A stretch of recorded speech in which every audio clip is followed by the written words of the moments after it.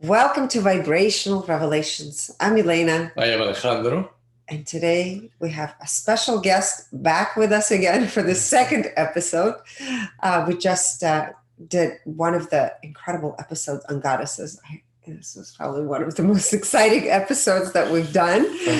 Fascinating, exciting. I think it's going to bring up a lot of clarity, hopefully, for many, many people who are not sure about, are you following a goddess that is a high frequency, or are you following someone that is a low frequency? You're trying to connect energetically, because what you are trying to connect to and embody will expand and be enhanced within yourself. So again, be mindful. And really, our message is do not worship anyone and connect to your core essence and be here, the unique you that you came here to be. The divine expression of you within you. Exactly, yes. And of course, we have with us Dr. Joanna Kujawa from Australia. Pleasure to see you again, Elena and Alejandro. Pleasure to see you too. We will include your bio. We introduced your bio in the first episode, so we'll make sure that you link, and all your links to your wonderful books, your website will be available right below. So just make sure that you see that. Now, today's episode is going to be on fascinating women through the ages. Again, another incredible list. There's a couple of people I wanted to know about as well. And we just had one delicious episode. Now we're having another one. I am very curious too, because, it's one thing, as I said before, to read about someone and then, what was that energy really, right? What they were connected to really, right? So that's really interesting. I'm interested in all of them because of that, who they really were. Yeah, it's like we're walking into a candy store for those that like candy. Maybe for some people it's shoe store. I don't know. Some people love shoes, but anyway, it's like you're like in this wonderland of information that's about to be revealed.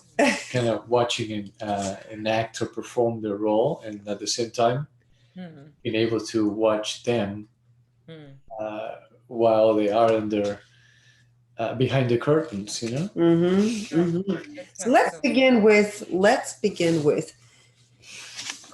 Nefertiti. Nefertiti. Okay, let me find Nefertiti. Yes, she is so mysterious. It's almost impossible to define her. So she was born around 1370 years before Christ, or BCE, before the Common Era. And her story actually is very fascinating because she was found, so nobody knows although she married a pharaoh. So let's maybe start with this. A pharaoh, who tried to reform the Egyptian religion and get rid of all the priests. So, he paid a high price for this because the priests didn't like it. And she was equal to him. So they were ruling really as, two pharaohs. Her story is really fascinating because he came from a royal line, but nobody knows about her beginnings. So the story of Nefertiti is that somebody found a baby and they looked at it and they recognized some divine qualities of her. So I'm not sure what it is in a baby, whether she looked differently, what was there. And that's why she was raised in a particular way, because they knew that she's someone special, maybe, of some divine qualities. She was known for her great beauty and for her great wisdom. She ruled together with her husband, and apparently they practiced something which is called like mating with the gods, right? Either it is either sexual alchemy or connection with other beings. However, they are generally perceived as very benevolent beings, and very often Aton, her husband, was also perceived as a divine being, but not in a way that like other pharaohs of Egypt who were worshipped as gods. He actually didn't like that. He actually didn't like it. He wanted to change this. And they refused to be portrayed in this kind of beautiful Egyptian way, with perfect figures. And he was portrayed in a kind of strange looking man, really a bald head, even although he was a young man, although Egyptians did shave our heads, and slightly protruded stomach, and very skinny, tall legs. And some people say, and long limbs. Some people say, you know, that almost like an alien appearance. And some people argue, especially in this ancient aliens community, that they were benevolent aliens or maybe beings from other dimensions that they met and to do some good on the planet Earth. So they usually, I wonder what our numbers are, and especially her numbers, are perceived in a very positive light. But what is interesting about her, she was supposed to possess also some deeper, higher mystical knowledge also as well, and that she was very benevolent, and that she was recognized even as a baby as something unique and not completely human. Let's put it this way. There are some physical qualities about her that people recognize that she was like otherworldly somehow. Interesting. Okay. So I believe there's one aspect that will reveal that has that quality. So she incarnated at the frequency of 125, which is impulsive. Born at the frequency of 125, impulsive, and embodied the 125 frequency again. So this impulsiveness has to do with the level of addiction. So this frequency is like this unfulfilled desire, the addiction. Health she viewed through the lens of 125. And it could be the obsessive qualities of body, mind, and soul connection. Finances, 125. Creativity, 175, which is vanity. Oh, interesting. Yes. And you said the beauty, right? Relationships, 50. So there's a manipulation aspect there. Personal growth, 200. So she was definitely open to personal growth, right? Philanthropy, the sharing and giving, is linked to vanity, 175. Wow. So seeking for an outside approval to build, right? Intuition, 125. And all four aspects of intuition is 125. Now we're going to step into something interesting that you said. So IQ is viewed through the lens of courage, the heroic frequency, 200. Emotional intelligence is 50, disconnected. SQ, this is the part that you said is from other realms, higher realms. And this is the magnetism. And perhaps this is what you've described when they saw her as a baby. There was something maybe luminous that they saw, right? Because she has the luminous frequency of 700 under SQ. So it means that her presence was so magnetic. And this is the frequency we see with rock stars, right? That have low frequencies, but they have this really light, magnetic presence to where millions of people are watching them and they're just mesmerized by them, right? And that's the aspect that I think that was revealed. And then the adversity quotient is 50. So again, this disconnect, disassociation.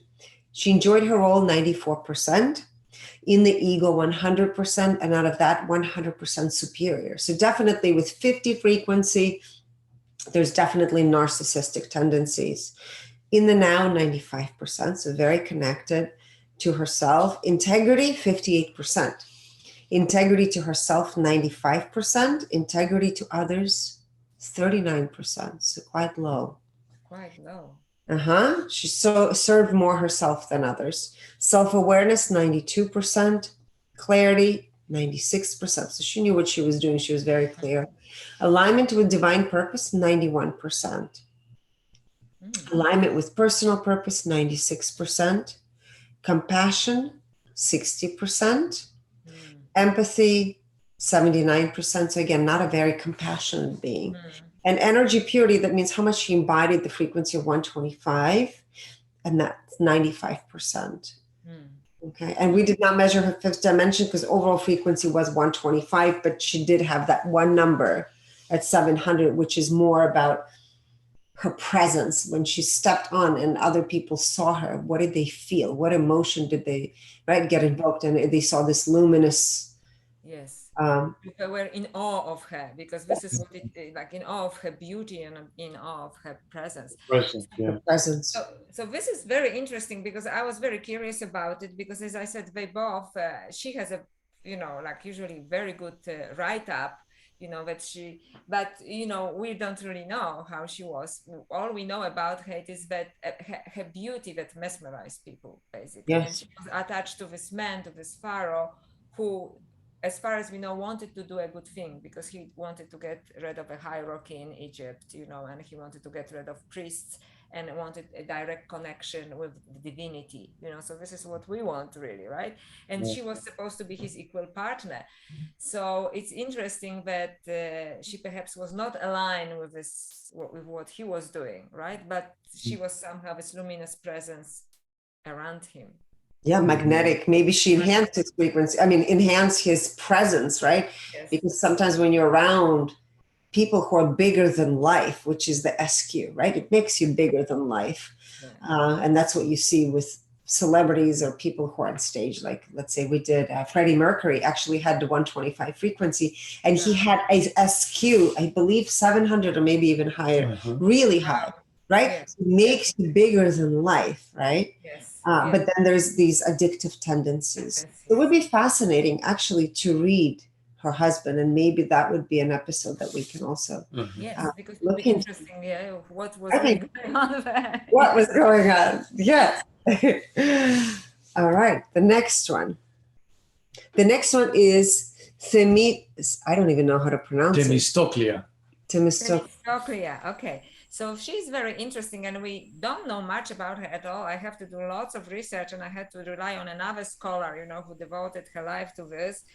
Themistoclea was a Delphic oracle. So if viewers remember, in Delphi there was always this priestess, right, who was sitting in front of his vipers, and when they were vapors, and she was uttering this sometimes incomprehensible words that basically were the prophecies, right, or insights to the future and so on. So she was a Delphic oracle and a priestess, but she was also the teacher of the famous philosopher and mathematician Pythagoras, you know, and even in primary school you learn about Pythagoras and so on, right? But people do not sometimes know that he was also a great esoteric philosopher, and all the science of or interest in numerology actually starts with him in the Western world. So it may be going back to Egypt and other places, but he actually really worked with this, not only as a mathematician, but in mystical ways with numbers. And Themistoclea was apparently his teacher. So she added apparently to the esoteric side of his knowledge, because he didn't search only mathematical knowledge. He was looking for esoteric and deeper knowledge, so to speak, mystical knowledge. And apparently she was his teacher and a guide in that. So I'm really curious. Interesting. Incarnated at the frequency of 540. Was born at the frequency of 200, and her overall frequency was 700. That's where illumination begins, right? Viewed health under 700, finances 600. And that's the frequency of money, by the way. Frequency of money we measured. Right, a currency is 600. Oh, really? Yes. Creativity. Harmony. Right. Creativity 700. Relationships 700. Personal growth 900. Philanthropy 700. Intuition 500. And we have clairaudience at 500. Clairsentience 540. Clairvoyance 500. And claircognizance 500. Under the intelligence aspect, we have IQ at 475. It's still the analytical. But this is one of the highest frequencies we've read, besides Albert Einstein at 499. So yeah, it's actually very much in alignment with what you just shared, that she was the teacher for Pythagoras. Yeah. Yeah. One of the greatest philosophers, and she was his teacher, right? EQ 700. SQ 500, Also magnetic. and AQ 200. I would say that with that 475 under IQ and having 700 under EQ, that allows the person to amplify the knowledge that they have acquired and apply it in ways to which they create new ways from there, an expanded version of what they've learned. Yes. Powerful. Yes. Indie Joy 95%. In the Eagle 60%, and 55% of that was the inferior version of the Eagle. In the Now 99%. Integrity 100%. Integrity to self 100%. Integrity to others 100%. Self-awareness 100%. Clarity 100%. Alignment with divine purpose and personal purpose at 100%. Compassion 100%. Empathy 100%. And energy purity 100%. And when it comes to dimensions, she was experiencing the 10th dimension 98% of the time. So yeah, she was a channel. She was an oracle. She was an oracle, right? So she was not just a priestess, and she passed her knowledge. And it's quite interesting with this higher beings. Sometimes that I, read about, they do not leave much trace behind them. They don't like publish a book or put my name in a stone so people remember, right? They just kind of come, give, and go. Yes. Right. So this is her story, because it's almost impossible to find any information about her. Amazing. I know when we read it, I was like, I want to know who that woman was. It's difficult to know it because she her only through Pythagoras, that because he mentions her. I learned from her. Interesting. Okay, the next one is Theodora, Emperor Justinian's wife. Yes, Justinian's wife. So this is quite interesting. So Justinian, the wife of the great Justinian, by great I mean great emperor. So of the Byzantine Empire in Constantinople, and she has an amazing story, and it's difficult to know what her story really is. So that's why I'm really interested in your readings, because her story is mostly from history. We know that he met her. She was an actress, most likely, or a dancer, which was one and the same thing at that time, right? So you're an actress or a dancer because you had to be skilled in this arts. And he madly fell in love with. He married her. Not only he didn't make her a concubine or a girlfriend, he married her. And apparently she has become his major advisor. So what historians say, that when there was a big rebellion in Constantinople against the emperor, he just wanted to run, and she says, no, you stay. We stay and we keep the power. You're the emperor and I'm the empress. And he was really very much impressed with this, because, they stayed and they won, so to speak. So he managed to hold on to the power.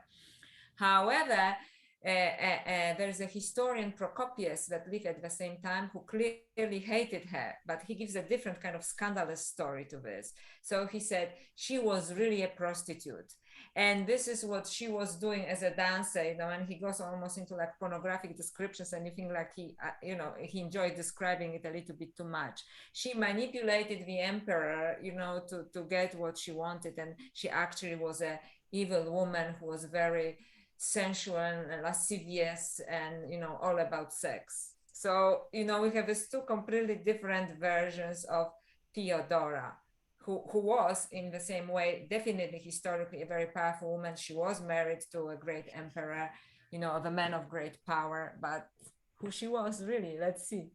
You want to know? The drum roll. Okay, this is going to clarify a lot. A lot. So she incarnated at the frequency of 125, which is the impulsive, the addiction. Born at the frequency of 50, disconnect. And her oral frequency was 125. So again, this is the addiction frequency, the impulsive nature Yes. So it very much aligns with some of the things you've described. She viewed health through the frequency of 50, so disconnected from body, mind, soul connection. Finances, which is also linked to power, right? She viewed through 125, this unfulfilled, impulsive desire. Creativity, 125. Relationships, 50. So did she manipulate? Yes. Oh, yeah. Yes. 125 and 50, she came as that, so yes. Personal growth, 125. She was addicted to, right, to that. Philanthropy, the art of sharing, came out of her fear and worry. So she shared because, right, of her belief system. Now, intuition, 200. So she had this lens of like heroic lens to how she filtered and trusted her intuition. Bravery. Right. Bravery, yes. Yeah. She was brave in this situation, when he wanted to run, she says, no, you stay, we stay, right? So, yes. Clairaudience, 125. Clairsentience, 200. Clairvoyance, 200. Claircognizance, 125. Now, this is the interesting part. IQ, 200. EQ, emotional intelligence, 50, combined with that relationship and the frequency. SQ, this is her magnetic nature. What lured him in? The frequency of 500. Okay. And AQ, 50. Yes. Adversity, right? She was like when somebody's faced with adversity at 50, most of the time the way they cope with situation is by disassociation, right? She enjoyed her role 92%, ego 100%, and 100% superior. So absolutely narcissistic. Yes. In the now, 99%. Integrity, 46%. Integrity to herself, 85%. So it means she wasn't even fully in integrity towards herself. Integrity to others, 31%. So whoever that other person that was writing, he was spot on. We have to give him credit. Self-awareness, 94%. Clarity, 99%. Alignment with divine purpose, 96%. And alignment with personal purpose, 95%. So she actually came here to play that role, right? Compassion, 74%, empathy, 77%, and energy purity, 62%. And when you mentioned her, I actually thought about another person who also lived in the modern day, in more 16th century Istanbul, right? The Sultan Suleiman and his wife, who also rose to power from being his slavery in his harem. And she had very different frequencies. So this is, another woman in power, right? That's right. Another woman in power, right? In the same place, just 10 centuries later. Exactly. So that's very interesting because I always thought, Procopius, he's just making it up because he didn't like a woman that is powerful and sexy at the same time. But it seems that perhaps this time he was right? So he was right. so manipulated him, he said, she so did. Yeah. So it was his secret history. It was just for his friends because, he was afraid to. To be executed probably because of his writing. Right. Yeah, you don't want to go against emperor's wife, right? So it's amazing that manuscript or the writings were left and discovered. Yeah, they were discovered. So we know Procopius' secret history of Procopius. Yeah, fascinating. Amazing. Well, there you go. He gets a credit finally after 10 centuries later, or how many? I wasn't just gossiping, he says, right? So you see, I wasn't just gossiping. He wasn't. That's right. Yes. We set him straight. There's enough evidence to support his premise. Next is Theano, one of Pythagoras. Okay. Theano, so around 600 before Christ, because she was wife of Pythagoras, but like with Themistoclea, we just only know of her simply because through her association with Pythagoras. So we know that she was his wife, and so this is all we know about her. That she was his wife. There were claims that she was his equal intellectually, and in fact, when he died, she took over his school because he had a very famous school. as a great philosopher and mathematician, and she ran the school. So she continued the line. So the school didn't close when he died. So this is all we know about Theano. This is all that we can know about her. Now the world is going to know more about her. Yes, about and of. Yes. She incarnated at the frequency of 540. Wow. Yes, at the bliss frequency. Was born at the frequency of 475. Yeah, analytical mind. And vibrated at the frequency of 700. Wow. Beginning of illumination. I'm going to take a note and say we're going to read Pythagoras. We have to. Yes, definitely. And Simon. Do you write Simon? Yeah. From the previous episode. Yes, right? yeah. Viewed health at 700, finances 600, creativity 900, Wow. relationships 700, personal growth 900, She's amazing. philanthropy 700, intuition 540. With an intuition, we have clairaudience at 540, clairsentience 700, clairvoyance 500, and claircognizance at 540. Under the intelligence aspect, we have IQ at 400, also high, right? Very high. Yeah. Yes. Considering most humans are between 200 and 250 in the IQ. Yeah, she could handle Such it. a long time ago too, right? When I'm sure our frequency was even lower, right? So. Yeah. EQ 700, SQ 500, and AQ 500. It's remarkable. Yes, definitely. Amazing. In the joy, 100%. In the ego, 44%. And 58% of that was the inferior version of the ego. In the now, 100%.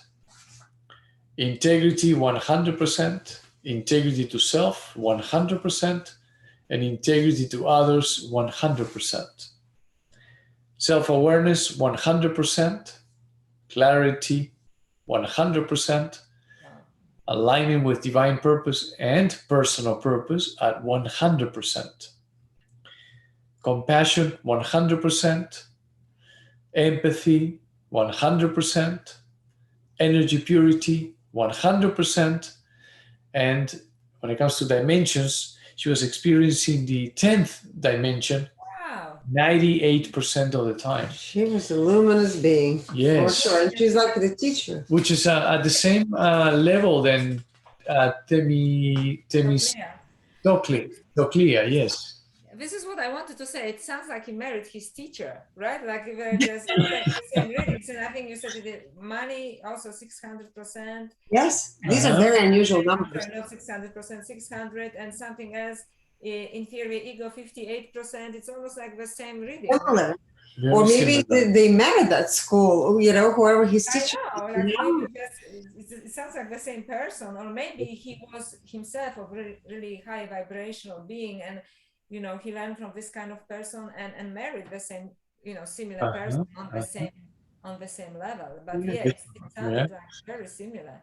This is really amazing, and thank you for this. Simply because, as I say, like we really historically don't know anything about them. We just know, okay, she was married to him, and she and as an academic, you'd say she must have been smart because she ran the school, right? And she was, because back in 400. But she was much more than that, right? But she was much more than that. She carried truly divine wisdom within her. She embodied it. Yes, and her EQ is exactly the same as Pythagoras' teacher at 700.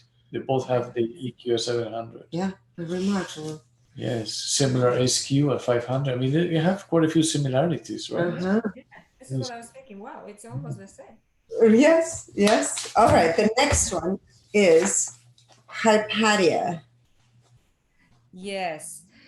So Hypatia or Hypatia, she is a historically really well-known person. So it's a 4th century ancient Alexandria, which was the center of culture and learning in the West and between East and West, right? A great library of Alexandria when all knowledge from East and West was apparently collected, which later the Library of Alexandria was burned, right? So, but it seemed to be a collection of all knowledge in the world. And her father was a philosopher, and I think he was one of the heads in the library. There was a school in the library as well. He was a philosopher and a mathematician, and so was she. She was a philosopher belonging to a Neoplatonic school, which means pretty much rejects all the body. You know, it's all about spirit and the mind, you know, returning to higher dimensions kind of way, right? But without the body. So there was a little bit of a contempt, negative attitude towards body and embodiment. You know, they just wanted to go back, you know, so Neoplatonic school.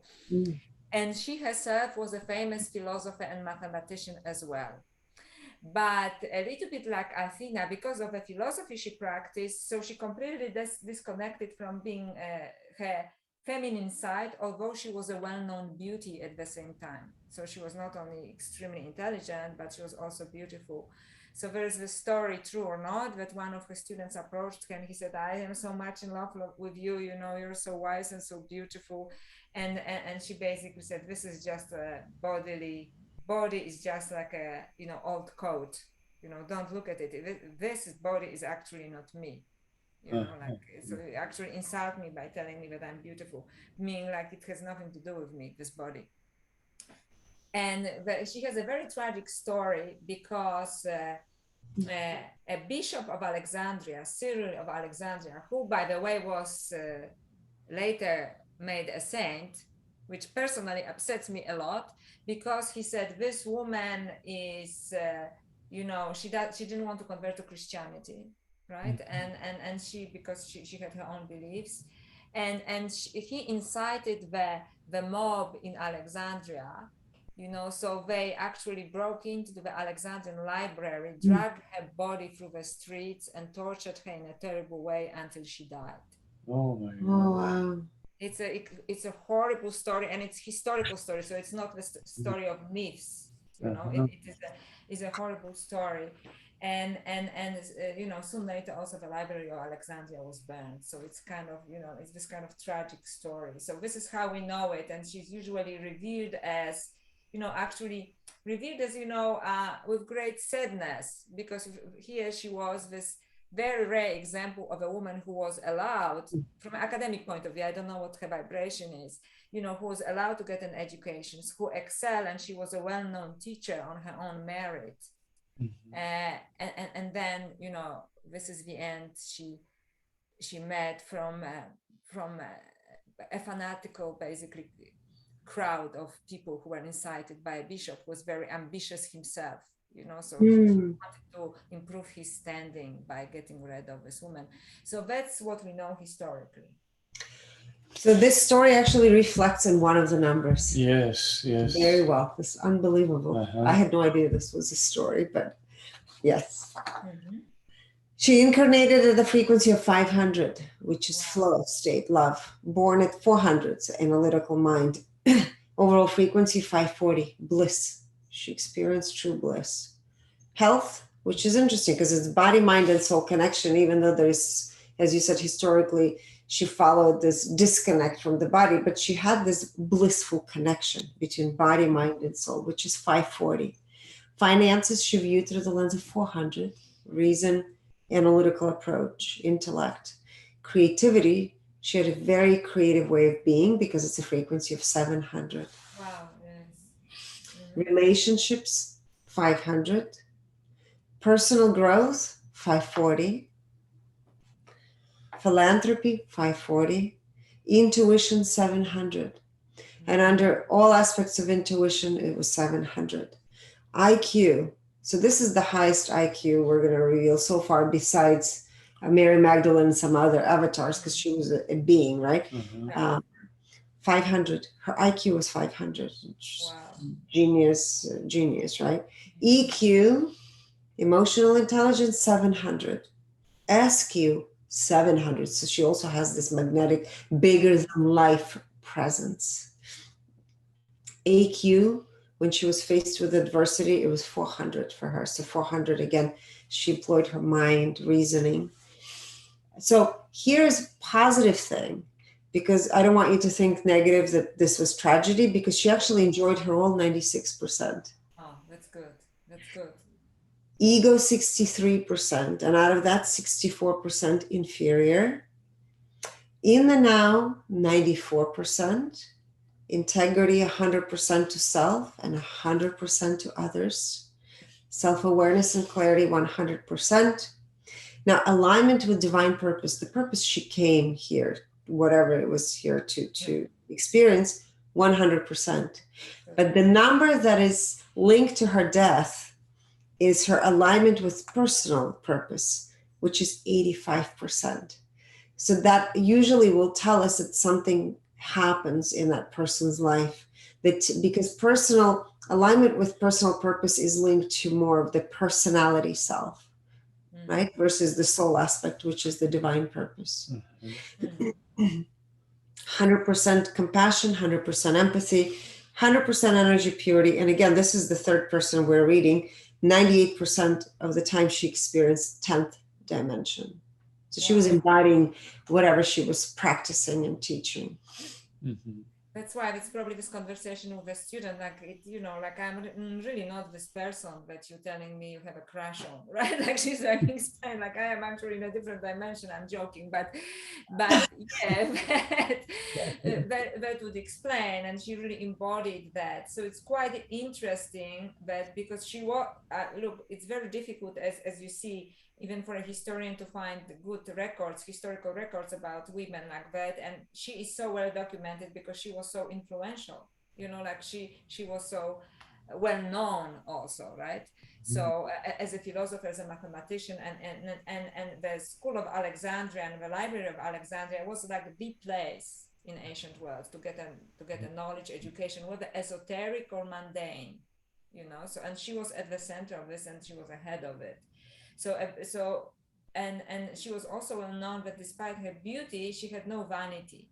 Yeah, so your numbers. Well, you see it in her numbers, because there's right. Like there's no vanity there. Like she just was like, it's just like a dress, right? Like don't pay attention to this dress, right? It's nothing to do with me. This beauty has nothing to do with me. This is what she basically told him. So so thank you for this, because you know she met such a horrible death. You know, but the times were brutal, right? So yes, unexpected. Sure. Yes. Okay. The next person here, I don't even know how to pronounce this, but Alejandro will do it. The high priestess, the Enhueduanna. Yes. Say it again. I'm just guessing too. I think it's Enhueduanna. Enhueduanna. Okay. Enhueduanna, yes. Yes. So we are speaking in previous episode about goddess Inanna. So Enhueduanna was the priestess of goddess Inanna. So she was a priestess in her temple. And she herself came from a royal family, and I think she was a daughter of a king, and if I remember correctly, his name was Sargos, the king, the daughter of King Sargos in Assyria, and she chose to be a priestess. So she was a princess, and she became a priestess to goddess Inanna. She became famous, and we know of her. We know very little about her life. This is all we know about her life. She became famous because she was very talented as a poetess, and she wrote these beautiful love poems about Inanna and her lover Dumuzi, which we discussed in a previous episode. So which she describes as both sensual and spiritual love. So she writes it she writes the poems in the first person. So it's basically I am Inanna, right? So I am Inanna. So she embodied Inanna, and her poems are very beautiful, but extremely sometimes very sensual, but sometimes graphic, but in a very beautiful way. So it's not upon the pornography. But basically, so I'm calling upon Dumuzi, you know, and she and I can, if you want, I can even read something from this. But basically, it is like basically, come to me, my lover, you know, my vulva is ready for you. Where are you? Oh my God! Come, my vulva, right? This is my black boat, and I'll take you to heaven. right? And then she writes the lyrics for the Mutsi who says, I will plow your vulva, wait for me, I'll plow your vulva, right? So but it's written in a beautiful language, like my vulva is a boat of heaven. Come and yeah, so this way, and it's supposed to show, be an example of what I call in my book sexual alchemy. So basically that there is this possibility of a union between man and woman, that you actually embody the principles of divine principles of the masculine and feminine, and it can be experienced in ecstatic sexuality, or ecstatic eros at its highest possible level. And then you can actually react the beginnings of the world, so to speak. You can expand your consciousness to a highest level. So we know of her because of these beautiful poems, who actually have a beautiful energy when you read them. So it's like the opposite to pornography, although they are quite, graphic sometimes, but they're so beautifully written, and that they are written actually, I mean, I don't know, I'm just talking about my feeling, because you're reading her frequencies, from another level, and seeing sexuality from a completely different level than people normally perceive it. So that's my take on her, and this is what we know of her historically. Wonderful. She incarnated at the frequency of 200 and was born at the frequency of 200 and vibrated at the frequency of 200. Interesting, because that was Inanna's frequency, because you said she channeled that, right? But no, sorry, Inanna's frequency was 400. Yes. So she was, right, sorry, 400, right. But under the aspect of health is similar to Inanna. Yeah, same. At 400. And finances, the same, 200. Creativity, 200.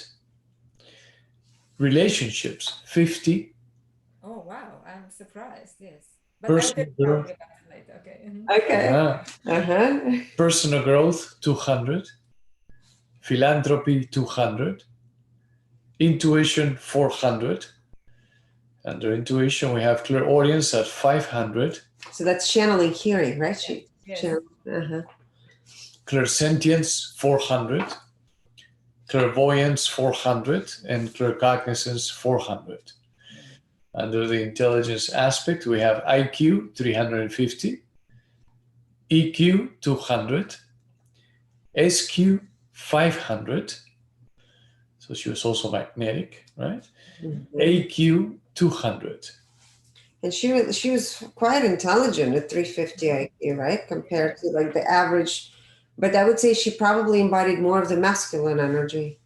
Interesting. Because she relied more on her intellect versus on her mind versus the divine intelligence, which is EQ. In the joy, 96%. In the ego, 100%. And 100% of that was the superior version of the ego. Yes, princess and a high priestess, She was a princess and a high priestess, so obviously. There you go. Yeah, narcissistic with 15 relationships, yeah. In the now, 77%. Integrity, 69%. Integrity to self, 100%. And integrity to others, 44%. Self-awareness, 93%. Clarity, 92%. Alignment with divine purpose, 94%. Alignment with personal purpose, 98%. Compassion, 71%. Empathy, 92%. Energy purity, 84%. And when it comes to dimensions, believe it or not, she was experiencing the fifth dimension 16% of the time. It makes sense when you were saying that she actually was bringing information in that is not like you said pornographic, which would be lower frequencies, but she was channeling actually something higher. Yes, because she did. So thank you. It's super fantastic. It's super interesting because she definitely, when you read these poems, they are so sensual, and yet they actually, they don't have this they have a spiritual effect on you, you know, like you know that they come from somewhere else, that this is like divine poetry, although it talks about something that is usually portrayed in a very, you know, brass way, right? So this will really confirm what, you know, what I thought about her. At the same time, when you talk about her relationship 50, right? You said 50. Yes. It is quite interesting because although she was channeling all of this, you know, sexual alchemy between the divine masculine, divine feminine principle in erotic rapture, at the same time, you know, she was doing this thing that is called, you know, when she and other priestesses, you know, that would call for upon younger men, and they would choose the best looking men or whatever, and they would embody the goddess, and the man would play the part of the Damasio, which is the Muzi, I'm sorry, of her, of Inanna's lover. So basically, it was completely without any attachment. It was just basically like enacting Inanna and the Muzi in a temple. Then they would dispose of a man, then off with you, right? That makes sense. The 50 frequency, yeah. So this is like, so this is, it was just to have the experience that Inanna had with the Muzi, and so the men part play their part, and then, you know, they would be asked to leave the temple, right? Be exposed. Disposed of, wow. And that's very narcissistic too. Unattached. Yeah. Very unattached, yes. Wow. Wow. Okay. Amazing. Confirmations, Unbelievable. one after the other, I'm right? sure they are like They're all here. looking at us and listening to everything and smiling at everything They're we're like, saying. oh yeah, they're getting it. They're getting it. Dr. Joanna is up to something. She knows what's up. Oh yes. Okay, the next one is Diotima.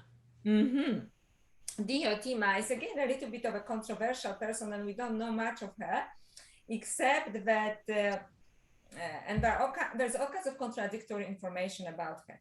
But the information that I'm now conveying to at the moment is that she was written about by Plato in his dialogues, right? The famous Greek philosopher Plato. And in a couple of his dialogues, but especially the really famous one called the Symposium, which is the dialogue on love, right? It's the volume on love, when Socrates explains and other people talk also about different levels of love and so on. And there, this dialogue also features Diotima, who explains the art of erotic spirituality. So how it's a little bit what Enhueduanna was doing in her poems, right? Like how eros can elevate human being, that it doesn't have to be lower eros, but it could be also a higher eros. In certain times, she was also confused with another woman called Aspasia, and I don't think we are discussing her today, who was Pericles, who was a partner, who was a leader of Athens. But pretty much historians agree that there were two different women. And only in later age, people confuse these two women, although they lived roughly at the same time.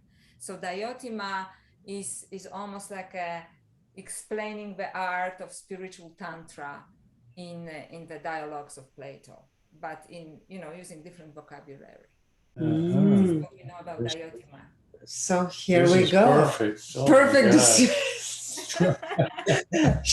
I mean, this blows my mind. When we were working on this project, it took a while, just so everyone knows it's a lot of work putting it together. And I said, oh my God, we just felt with every person we were reading that they were present with us. And this is going to, of course, be such a confirmation for your work and your research. I love it. So she incarnated at the frequency of 125. Again, the addiction, impulsiveness. Yes. Born at the frequency of 50. And her overall frequency was 125. Again, the 125 is the embodiment of impulsive nature, addiction, right? Health, 125. Finances, 50. Creativity, 125. So creating from that constant, hungry, unfulfilled desire, right? Relationships, 125. We should measure Tantra, what Tantra vibrates at. Right. Yeah. Personal growth, I think you should write it down before we forget, 125. I mean, this is like perfect 125. Philanthropy, 125. Wow. Intuition, 125. Under intuition, clairsentience is 50. I'm sorry, clairaudience is 50. Clairsentience, clairvoyance, and claircognizance are 125. Now, IQ, 200. EQ, 50. So again, disconnected from the emotional, right, intelligence, and also I would say disconnected from the wisdom itself, right? The SQ, which is the magnetism that lured people in, or the men in, was bliss, 540. Wow. And and the AQ is 50.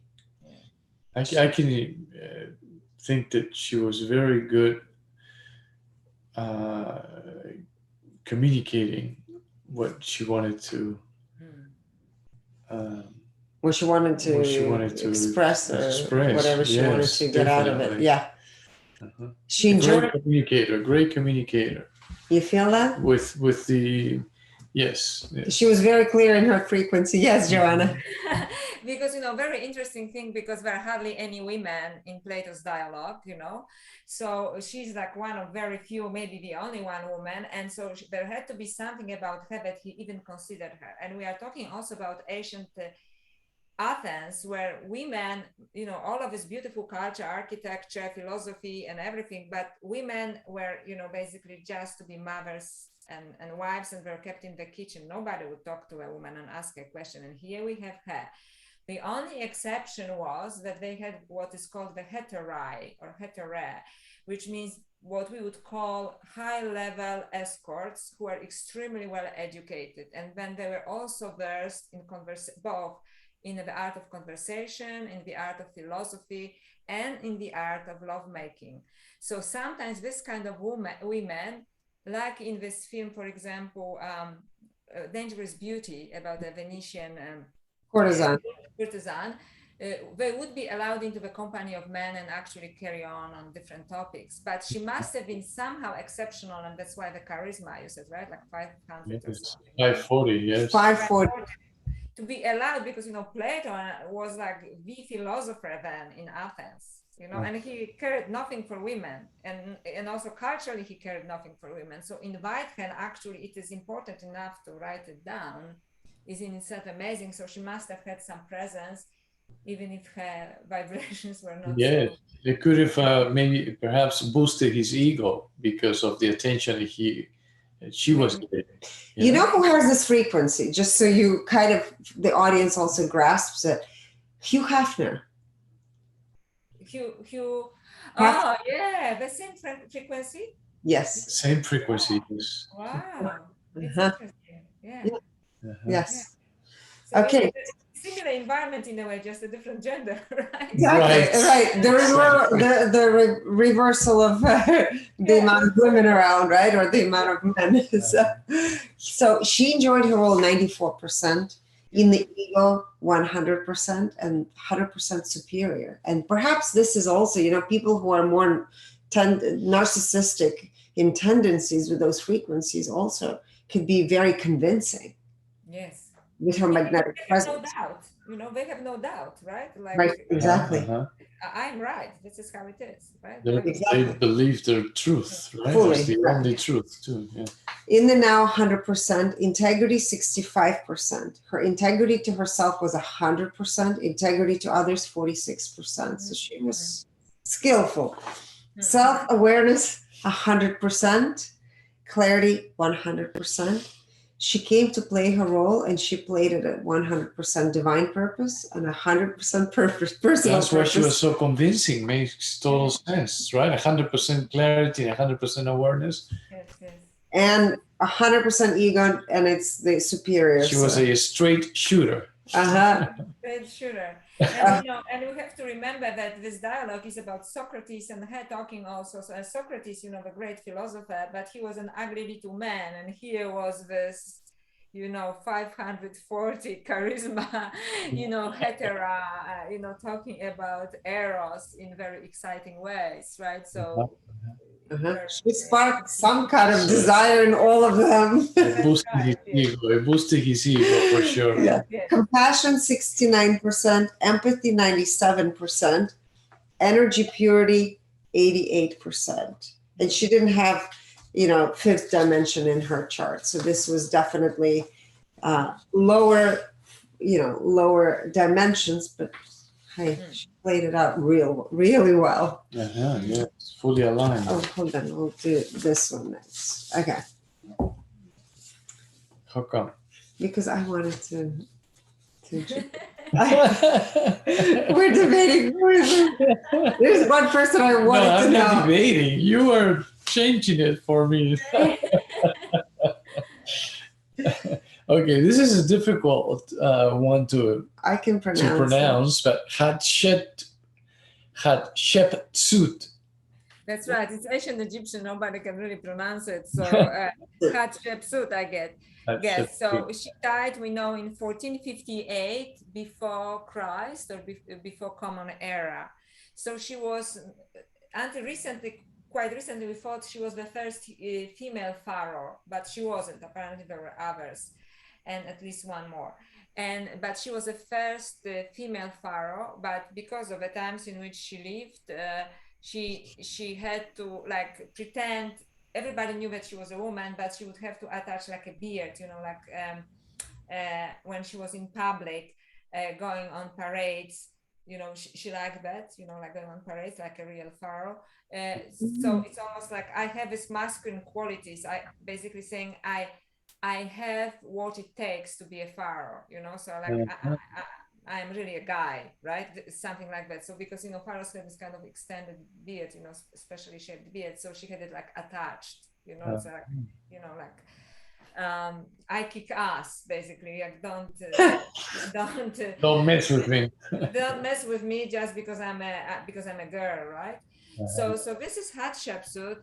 But what is really interesting in this, because in my book I talk a lot about sexual alchemy, so I was looking who was doing what. So I was actually found her in connection with Nefertiti, because she lived around roughly 75 years before Nefertiti, right? I think we discussed her last time, right? Yes. Last time. So 75 years before her, and she was also well known, but she didn't have a partner really that was of any consequence. She also married a brother, but she pushed him to the side. He was a sidekick. Nobody cared about him because she made sure she is the pharaoh. So he was of no consequence. I'm not sure if he died later. I do not remember. I must say just right now.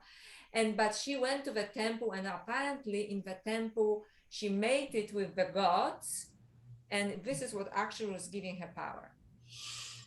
She was going there to inner sanctum of a temple, perform some sexual ritual, but it was no man, not like Enhueduanna, who had men coming to embody the Muti and in Inanna. She was actually directly copulating with gods, apparently, or with the embodiment of a god.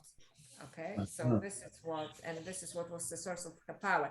But with this kind of stories, we never know what is true, what is not, because sometimes, especially when powerful women were concerned, people would make up stories because they would say she couldn't be powerful by herself. She couldn't have the charisma by herself.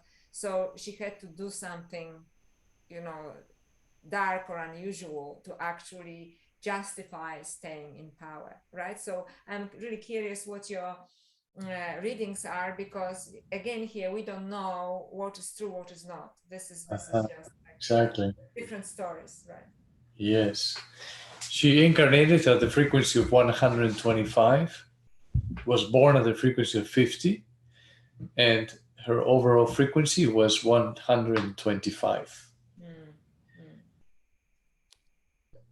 She viewed health at 50, finances 125, creativity 125, relationships 50. As you said, disposed of. Yeah, right. There you go. Little brother. Yeah. Personal growth, 125. Philanthropy, 125. Intuition, 50. And then we have clairaudience, clairsentience, clairvoyance, and claircognizance at 50. Under the intelligence aspect, we have IQ at 175, EQ 50, SQ 200, and AQ 30. In the joy, 84%. In the ego, 100%. And 100% of that was the superior version of the ego. So the narcissist. In the now, 98%. Integrity, 50%. Integrity to self, 100%. And integrity to others, 19%. Yeah. Self-awareness, 97%. Clarity, 97%. Alignment with divine purpose, 69%. She was out of alignment. Out of alignment, yeah. Alignment with personal purpose, 97%. Compassion, 67%. Empathy, 92%. Energy purity, 46%. And you know what I will say, because that's really low energy purity, that she, because you talked about her connecting to some other outside forces, and most likely she was possessed. This very low number in energy purity and her frequency is an indication that she maybe was connecting to low frequency beings that were fueling and feeding her information, right? In what she called gods, but actually they were low vibrational frequency entities. That's right. So, because by gods, people think something supernatural, by supernatural, inhuman, right? Basically inhuman, but sometimes this kind of demonic almost powers. Yes, exactly. Lower frequencies, and apparently this is what was going on in the temple and was a source of the power. So it's very interesting because for me, she came across also someone who, really wanted to be in power. And she managed to stay in power, and she played her part, So as this powerful figure, I think the way I read her just historically is this is what she wanted. She just wanted to be a pharaoh, right? And at any cost. Yeah, whatever it takes, exactly, at any cost. Yes. All right. Yes. Now, this person I've been wanting to find out. Eleanor of Aquitaine.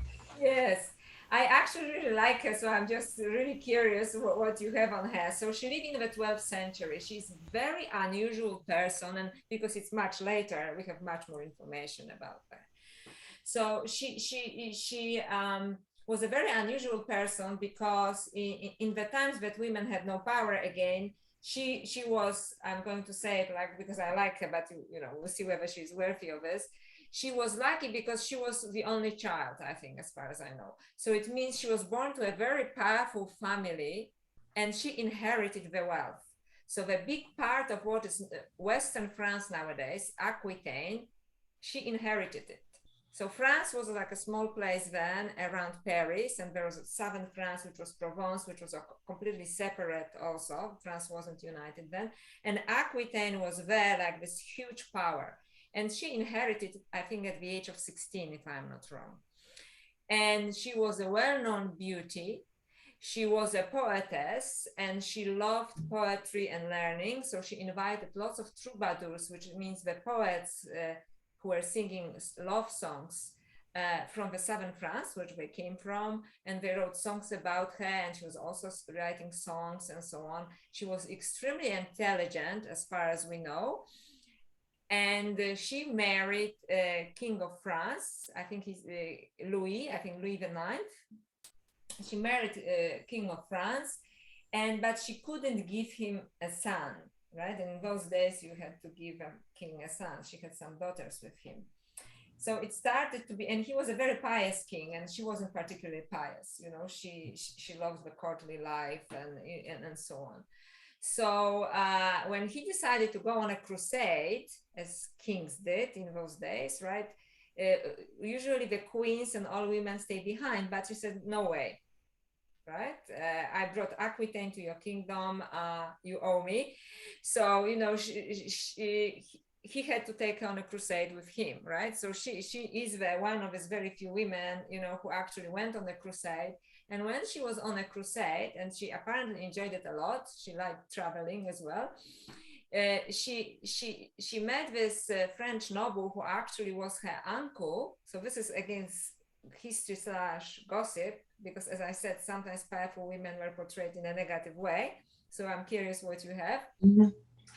And she started to actually plot against her husband, with his uncle, and also had an affair with him, so she was a very colorful person. And upon return to Paris, she had enough of Louis IX, the French king, and they argued about this thing that she couldn't give him the son. So she went to the Pope and she says, you give me a divorce. And the Pope, and the Pope said, I can't give you a divorce, and so on. So, but she went and says, by herself, left the husband, says, I want a divorce.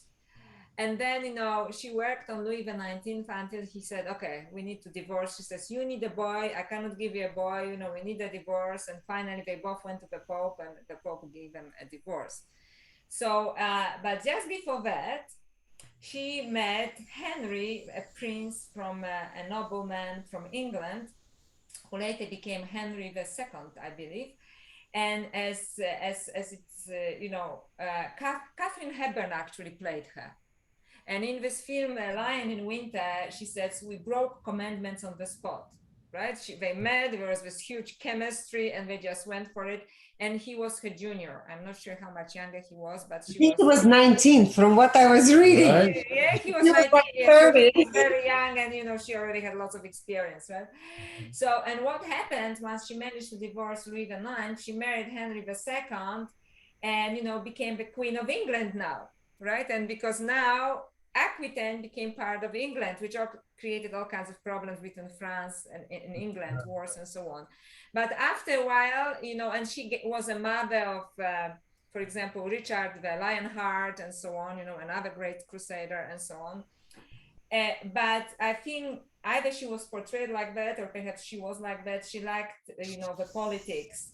So she eventually got into trouble with Henry II as well, because as far as we know, she created a rebellion against him, when she disagreed. And she was actually imprisoned for a while by him. But there was this kind of, in a way, love-hate relationship between them, because they loved each other, but perhaps both of them loved power too much. So this is what history says. But as I say, but at the same time, there's something for me really likable about her. So I'm not sure if I'm just, fell into her charisma or something, but it wasn't the way I see it. And please correct me with your readings. She wasn't really mean. She was just playing with power a little bit like the Greek goddesses did. So I wonder what your Oh, yes. Did she have like 6 children with her? I don't know how many, yeah, but many. she had several children with Several Henry. children. Many. John, Okay. And Richard the Lionheart, which was the Yes. most famous one. One became the King of King of England. England Yeah. later. One of them. She incarnated at the frequency of 400, Wow. Yeah. born at the frequency of 100, and her overall frequency was 450. So yeah, this is like a very intellectual person. Health she viewed through the lens of 400, finances 500, creativity 500. So there you go. She said she wrote poetry, right? Yes. Yes. Now relationships. This is the aspect you touched upon. Is 125. She had this addictive nature in relationships. Personal growth 400, philanthropy 400. So that's why you like her. Intuition. So the story with the uncle was probably true. True. Huh? Yeah. Yeah. Yeah. Intuition 400. Under intuition, clairaudience 500. So that's also her ability to hear, right? What she was writing. Yeah. Clairsentience 400, clairvoyance 400, and claircognizance, her inner knowing, was 500. So she was well equipped. IQ 310. So yes, definitely way above average. Intelligent, yeah. EQ 200, SQ, so this is her magnetism, 500, and AQ 200. She was courageously, and bravely faced challenging situations in life. She enjoyed her role 97%, ego 100%, and out of that 61% superior ego. So she was very convincing. In the now, 90%. Integrity, 83%. Integrity to herself, 100%. Integrity to others, 54%. Maybe that's why her husband put her in jail. The 125 frequency and her integrity drove him nuts. Not that it's an excuse, but similar numbers than a few politicians out there. Oh yeah. Self-awareness, 84%. Clarity, 95%. So she was focused. Alignment with divine purpose and personal purpose, 100%. So she achieved everything she imagined, right, for herself. Compassion, 84%. Empathy, 97%. Energy purity, 92%. And she experienced the fifth dimension 41% of the time. Wow. There's her writing. That's fantastic, because there is something really when you read about her. There is something, some people you read like, I don't know, like Theodora or something, but for example, that you just like her, that there's something in the flow, so to speak, about her. At the same time, there was this element of manipulation or power, that's why I said a little bit like a Greek goddess. The 125 relationships, totally on point.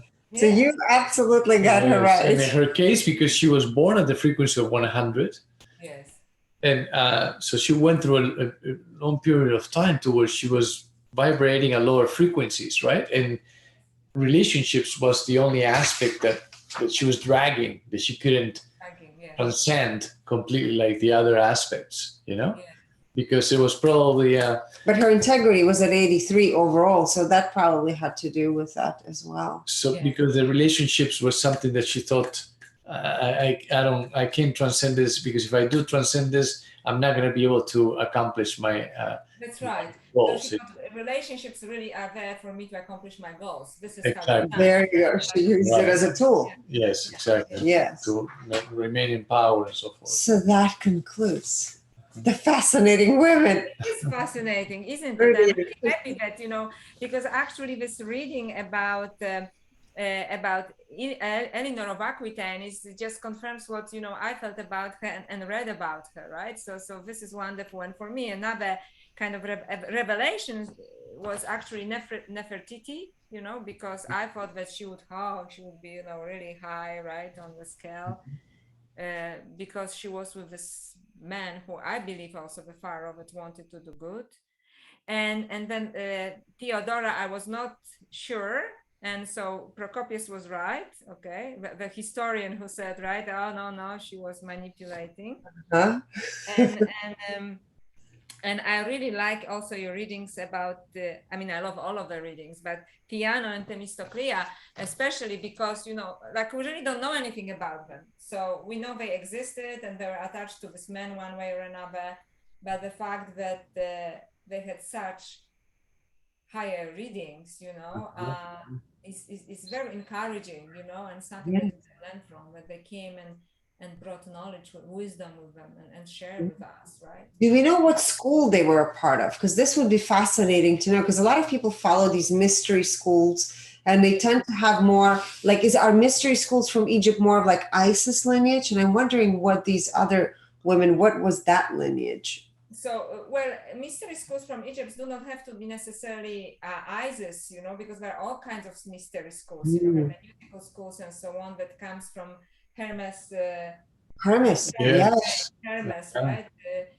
So most of the actually mystery schools in Egypt come from Hermes. And that was very high frequency, by the way. We did a whole episode.